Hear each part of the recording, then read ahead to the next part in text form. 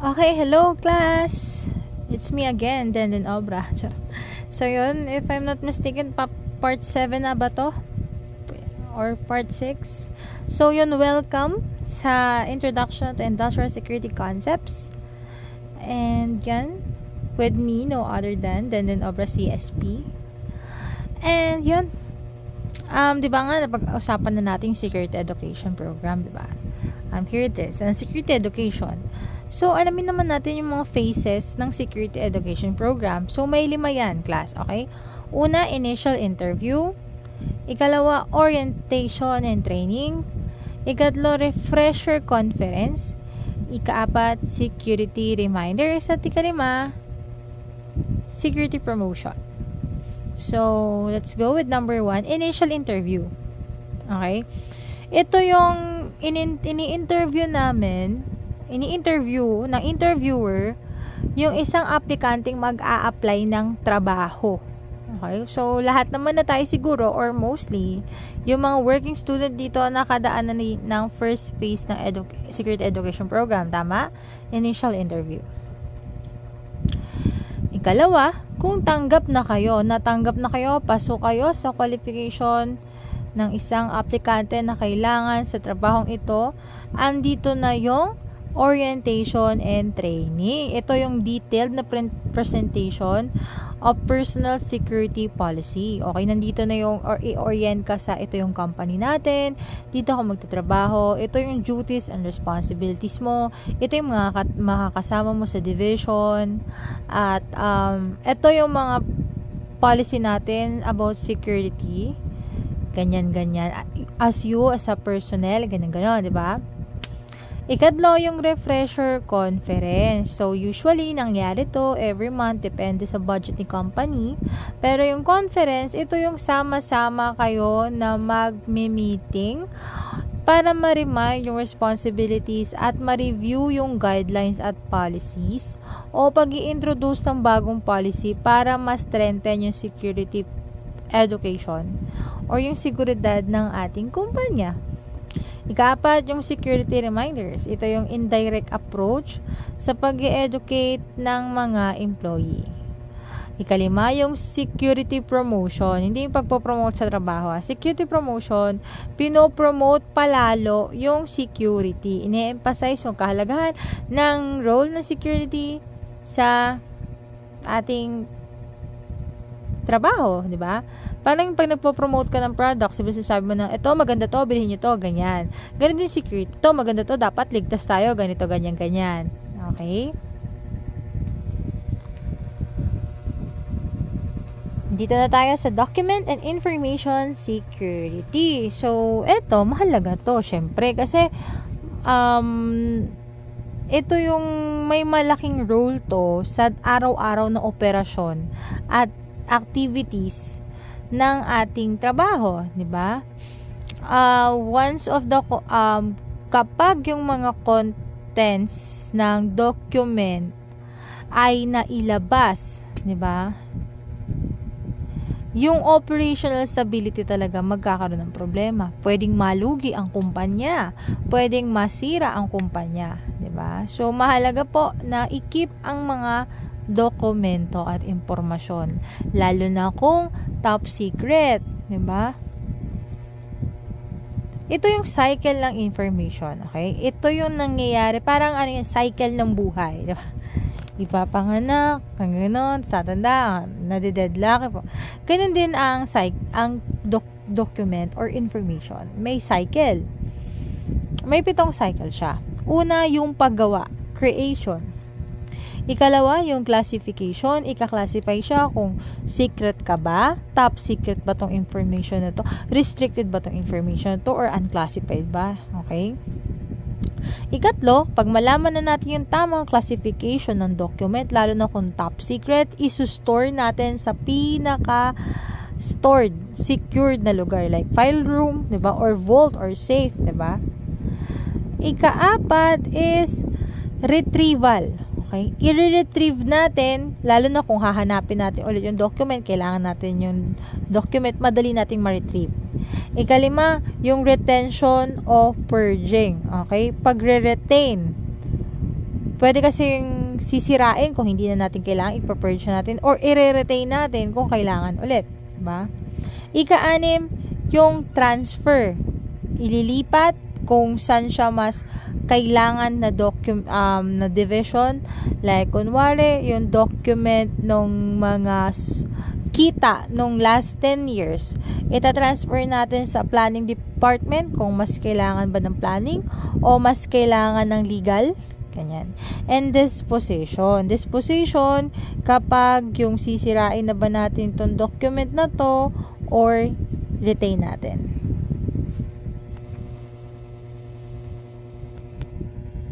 So, what is matter? So, everything to, lahat to, regardless of its physical and character. So, ito ay information na recorded at embodied. Pwedeng ito yung dokumento, equipment, proyekto, libro, reports, article, notes, letter, drawing, sketches, plano, mga pictures, recordings, machines, model, apparatus, devices, o kahit na anong product o substance na nasa general term ng matter in relation with business and industry. Okay? Pag information, ito yung mga natatransmit na chismis or natatransmit base sa orally, pagkakasabi, or consider a matter for the purpose of security. Mga sikreto pala yun, no? Ito yung mga types ng business records. Meron tayong class 1, class 2, class 3, at class 4. Pag sinabi natin class 1 records, ito yung mga vital records. Okay? Ibig sabihin ito yung mga record na yung production niya ay hindi magkakaroon ng same value as original. So, siya lang yun. Okay? Yun lang yung document na yun. Pag nag-reproduce tayo ng ganun, parang original document, okay? Hindi na siya mare-reproduce. Yun lang yun, di ba? Katulad ng title ng lupa, di ba? Ang hirap yan pag nawala, oh my gosh. Magpipetition kayo sa korte niyan, di ba? So, that is vital records yan. Consider yan ang vital records. Record na kinakailangan mong ma-recover yung cash ng replaced building, yung mga document, pag anbawa, kunwari, may nasunog yung building, di ba na-insured yan? Yung mga documents dun for insurance, kasi putakte, pag nawala yan, paano natin ma-reclaim ang insurance, di ba? So, problema mo yan, no? Chicken ka dyan. Para makuha natin yung cash, para ma-recover natin yung mga buildings, equipment, raw materials, finished product, at yung mga record na kinakailangan natin para hindi ma-delay yung production, restoration ng sales at services. Yan yung vital record na hindi natin mapoproduce. Okay? Siya lang yun. Yan yung vital records. Na ako yung mga ganyan dokumento, kailangan talagang itago ng mabuti yan, di ba? Okay, class 2. Useful records. Mahalaga, pero not at same as vital records. Yung pagkawala kasi ng useful records, magkakaroon lang ng delay, pero maaaring palitan. For the meantime, di ba? At hindi siya yung talagang pag nawala ang hirap palitan. Yun lang yung useful. Pag nawala lang, madadelay lang yung operation natin. Diba? Ganun, yun ang useful. Okay? Pag class 3, yan yung mga important records. So, ibig sabihin nun, yung reproduction, pwede naman tayo makarelease ulit ng document na ganun, pero kailangan natin ng pera at ng trabaho. Or may delay lang ng konti. Pero yung operation at statistical record na belong sa class na to ay mame-maintain pa rin para ma-check yung efficiencies and operating costs. Important records lang siya katulad ng resibo. Diba? Ang resibo, pwede naman tayo manghingi ulit ng same na receipt kung nawala yung resibo natin. Okay? Pero kailangan natin ng dagdag na trabaho at dagdag na pera.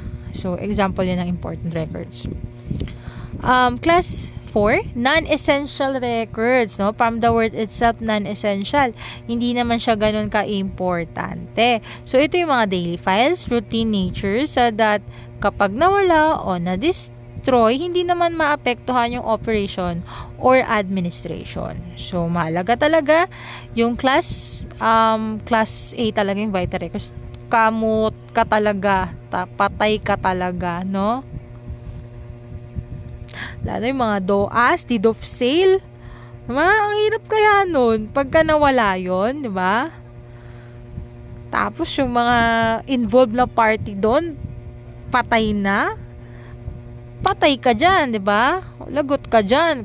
Kaya talagang mahalaga ang dokumento, di ba? May mga baka pwede na ma-scan, pwedeng hindi po. Kailangan po original kasi, di ba, nagtrabaho na ako sa mga papel-papel. Napaka-stressful ng papel. Pag nawala yan, patay ka talaga. So, yon. So, mahalaga talaga siya. Ano naman ang security clearance? Ang security clearance, certification to na by a responsible authority na ang person na oh my gosh, sorry na yung responsible na authority na na-describe sa clearance ay cleared siya para maka-access ka ng classified matter for appropriate level. So, ito yung mga administrative determination ng individual na eligible for the access of classified matter. So, magkakaroon ka security clearance, halimbawa, vital records, o kaya naman top secret, para magkaroon ka, magkakalkal ka, tulad nito. Example to, nangyari sa amin to, yun nga, MOOE, pala ako, sa admin ako Tapos, may hinahanap kaming, kasi nagbibilangan ng budget, may hinahanap kami, kasi sa buong year yung budget So, parang hindi sakto yung nagastos sa nawawalang pera. So, ang nangyari, nagkalkal pa kami ng resibo nung, nagkalkal pa kami ng resibo nung January, kasi mga, August. So, nagkalkal kami lahat ng kailangan kong kalkalin yung mga resibo or mga gastos nung January hanggang July. Kasi nga, kulang yung pera. So, para magkaroon ako ng access dun sa mga document na yon is binigyan ako ng security clearance para makapasok ako dun sa file room. And then, ang hirap magkalkal So, yun. Para magkaroon ako ng access sa document. So, that's security clearance. Ang need to know, ito yung principle na nagkakaroon ka ng access sa classified matter na binibigay lang sa mga tao na merong kinakailangang matapos na trabaho. Risk analysis and security hazard. Ano ba yung risk analysis class? Ang risk analysis ay kasama dito yung examination ng mga kahinaan, chance, at pagiging critical ng mga potential threats. Kasama na dito yung natural na threats, typhoon, bagyo, lindol, at yung mga gawa ng mga tao na risk. Pag risk yan yung potential na damage o pagkawala sa isang asset. Ang vulnerability, kahinaan. Pag probability, chance o pwedeng mangyari, likelihood na malaki ang chance na possible na mangyari ang pagkawala sa isang asset. Critically, yung impact ng loss as measured in financial terms. Yung impact ng pagkawala in terms of numbers. Kasi minsan, di ba, syempre, yung mga CPAs natin, sa accounting department, ang gagaling nila sa numbers Akala mo, tuloy-tuloy yung budget ang pumapasok, pero alam nila kung nalulugi na yung company. Kasi they are measuring it in terms of financial terms. Ano naman na security hazard? Malay ko, charot. Yan, andyan. Security hazard, ito yung act or condition na pwedeng magresulta ng pagkakompromiso ng impormasyon, pagkawala ng buhay, pagkasira ng property o pagkawala ng property, o pagkatigil ng objectives ng isang installation o operation. Pwede rin na ang security hazard ay isang kondisyon o gawain na nakakaapekto sa kaligtasan ng operation ng facility dahil na rin sa gawa ng tao, sinasadya man o hindi. Sabi ko nga, laging may risk. Kaya ano ang risk management? Ang risk management ay proseso ng pagpili at pag-iimplementa ng mga security measure, countermeasure, mga paraan ng seguridad para ma-achieve natin at makuha natin ang katanggap-tanggap na level ng risk natin na katanggap-tanggap sa cost. Okay? Kasi pag may risk, may pagkalugi eh. Ano lang ba yung kaya nating hawakan na risk? Hindi man sobrang taas na risk kasi ang laki-laki ng paglulugi. Yung sakto lang. Kasi nga, hindi natatanggal ang risk. Laging may risk. Okay? Diba nga? Ayoko na magsabi. Laging may risk. Okay? Alam niyo na yung point ko. Countermeasures, ito yung action na ginagawa or physical security na ginagamit para ma-reduce o matanggal yung isa o higit pang kahinaan ng isang operation.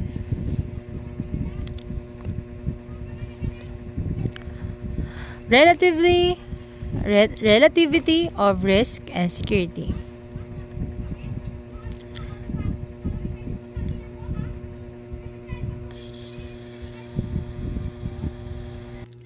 So, yun, relatively of risk and security. Ano yung alam mo na, in relation ng risk at security? Yung extent and degree ng risk sa security ay nakadepende sa sumusunod. Una, yung relative criticality of operation. So, mahalaga sa isang industry, dapat with reference siya sa galaw ng ekonomiya at saka sa security ng ekonomiya. Katulad ng gasolina, 'di ba? Pag may mga war, 'di ba? Yung sa Ukraine tsaka sa Russia, 'di ba?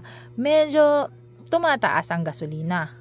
Ang chicken, 'di ba? Tumataas ang chicken kasi yung industry nyo o yung business nyo may connection sa national economy. Halos lahat naman, di ba? Pero ito, mga dikit to eh.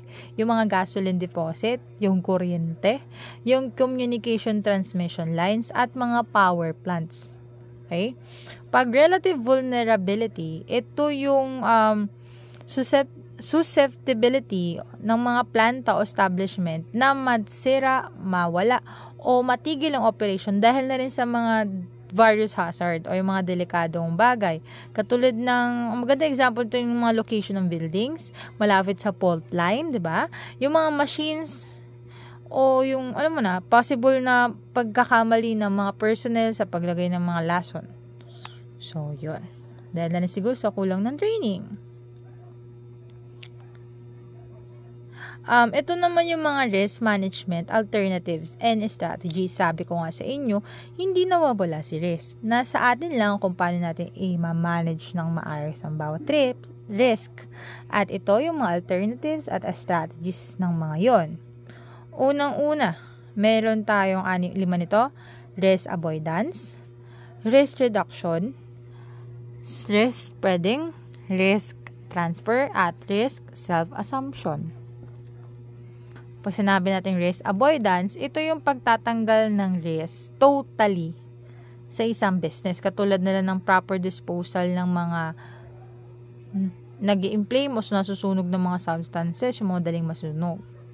Pag risk reduction, binabawasan mo lang yung chance na magkaroon ng potential na sira. Katulad ng paglalagay ng mga bakod sa mga physical barriers. O pagmalagay ng bakod o mga physical barriers. Pag risk spreading, ito yung pag-i-spread ng risk through decentralization to limit the impact critically and potential loss. Okay? Ini-spread mo yung risk. Ang example na lang dyan is yung kunwari gumagamit ka ng vaults or safe. Okay? Hindi ka lang naglalagay ng isang vault sa isang lugar. Kung malakihan yan, naglalagay ka sa iba't ibang area. So, yung risk na pwedeng nakawin yung nasa loob ng vault or safe is kalat. Yung medyo malilito si nun. Yung papasok o magnanakaw nun. Pag risk transfer, ililipat mo yung risk. Halimbawa, nililipat mo yung financial impact ng potential na pagkawala over to an insurance company. So, ito yung ginagawa by means of availing property and life insurance. Pag-hire ng mga security agency at also good example of this risk transfer, bawa, may potential naman talaga kasing masunog ang factory o masira ang factory. Ang gagawin mo ngayon, i-insured mo yung building. If ever na magkaroon ng pagkasunog, at least matatransfer mo yung risk. Pwede kang mag-claim ng yung pera dahil na-insured na ang building. Ang problema, kung hindi kayo nag-ayos ng document security, di ba? Hindi nyo makiklaim yung pera kung hindi naman natago yung mga dokumento. So, yun din. Pag risk self-assumption, ito yung planadong assumption at pagtanggap ng potential na risk. Kasi may risk nga. By making a deliberate managerial decision, yung maiging pagpaplano ng mga is a managerial decision na kasi wala na kayong magagawa about the threat. So, you have to set aside all the resources for use and cause of loss. So, it's about managerial decision. Na kailangan na natin tong tanggapin na merong ganito, tanggapin na lang natin, iplanuhin na lang nating mabuti. So, security survey and inspection. Pag security system, ang security system, ito yung set ng policies at procedure at rules and regulation na dinesign para mabawasan yung mabawasan totally or minimum yung posibilidad ng pangi-espiya, sabotahe at compromise sa mga classified information ng office or whole establishment. So dapat magkaroon ng isang sistematikong security dyan. Pag security survey, ito yung ginagawa ng mga security audit at yung ginagawa ng mga security officer parang security audit para makita yung mga fact-finding probe para malaman kung yung planta ba o yung industriya o factory ay may sapat na seguridad or kulang siya sa mga aspeto ng security sa pamamagitan ng mga recommendations. So, iikot si CSP or security officer, sabi niya, ganito gawin natin, nire-recommend ko, ganito, ganyan. So, that's security survey. Security inspection. So, ito yung check kung paano talaga kaayos yung mga gaano ka-effective yung mga existing na security measures or regulation na ginagawa ninyo sa industriya ninyo sa firm or factory ninyo o sa establishment ninyo. So, ang security inspection ay may mga kasama na rin siyang investigation of alleged or suspected security violation. Halimbawa na lang pagnanakaw ng mga kapwa lang din nagtatrabaho doon, so magkakaroon ng security inspection. Ito na yung types. So, we reached the document already. So, last slides na to. Ito yung type ng security inspection. Meron tayong tatlo, the continuous inspection, formal or informal, at structured or unstructured inspection. Pag sinabi mong continuous, ongoing, no? Hindi natatapos yung activity, laging may security inspection. Pag formal o informal, pag formal inspection, ito yung preceded by an announcement. Sinasabi, magre-release ng memorandum, magkakaroon tayo ng security inspection every Monday. Pag informal inspection, ito yung alam na nila, na lahat na sila tinatanggap nila na part yon ng organization life, na lagi may inspection.